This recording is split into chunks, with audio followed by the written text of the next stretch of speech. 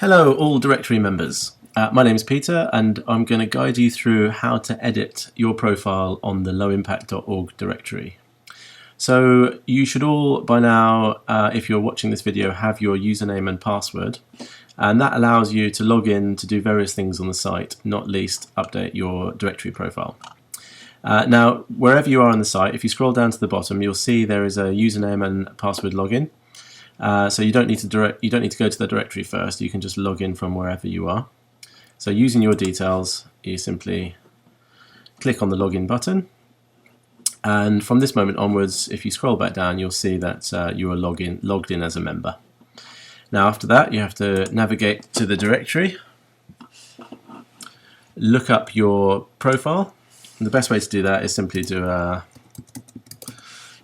text search. If you give it a few seconds, it will pop up with all the names related to your search. And once you click to go in, what you'll notice first of all is that you have this little green verified option here. And if you hover over your profile, you see a couple of options pop up. One, to edit this listing. You need to click on that. And that takes you to a little page with an editor that allows you to amend various things on your profile. Now, one thing I'll probably recommend you don't do is try and change the location. There's a little bit of a learning curve with this plugin, this aspect of the profile.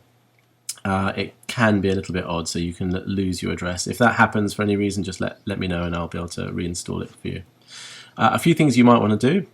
At the moment, we should have most people in the right categories, but if you think you're lacking a few categories or you're in the wrong categories, you can edit it here.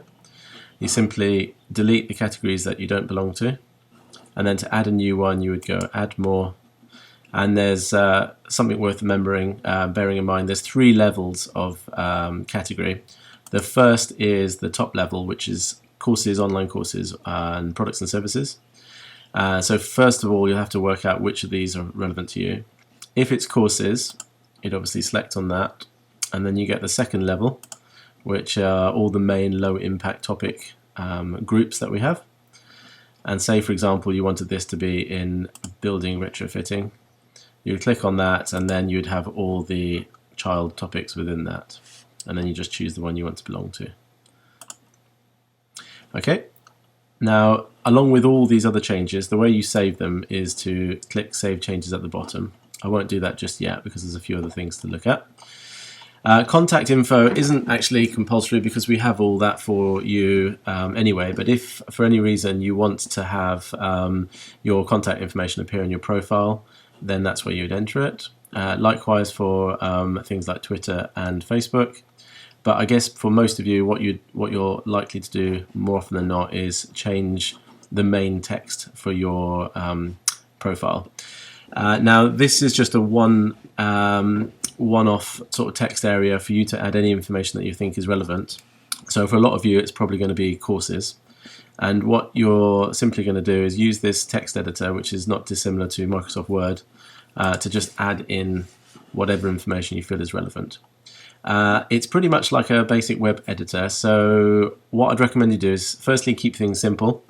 Secondly, don't copy and paste from something like Microsoft Word, because that tends to carry formatting that can get a little bit corrupted on the web. And then thirdly, just try and stick within the options that are here. So for example, if you want to try and make a crazy table with like various alignments and floated images, you're probably going to run into difficulty. But then saying that, if you did just want to create a simple table which maybe listed out your courses with, I don't know, a prices column, then you can do that using this table thing here. That just gives you a way to visually decide what type of table you want. Say for example you wanted a 4-column table with a few rows. You can use the visual editor and then stretch out your table and start populating it as you would do in Microsoft Word. Okay, so I'm not going to do that in this particular profile because we don't need it, so I'm going to get rid of that. The other thing for a lot of the smaller organizations that might be useful is to simply go in with a courses header which you can highlight, and then using the, so if I toggle, you'll get, sorry, let me repeat that. There's an option here to toggle a second row of options. You might want to switch that on. But if you go into this little box here, you can create often quite a nice addition to your profile by writing in a new header, putting it as H2, and then simply using bullet points, you can actually list your courses. And then if you want, add price, and then maybe other info. Often a format like that is fine for little organizations that only have maybe half a dozen courses. But as I said, if you've got a bigger list, then you might want to go for the tables. Right, okay, so once you've done that, there's a few other little things you can play around with, one of which is to change your profile image.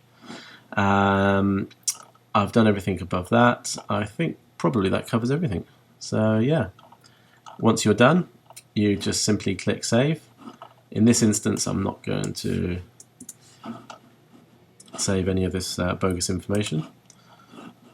But once you do click save, it's always worth having a little check to see if the changes you've made have gone through correctly. And as you see, obviously I've made no changes, so it looks the same as it did, but that's all good for the sake of this demonstration. If you have any problems, then just get in touch with us via the information on our contact page. Okay, I hope that helps.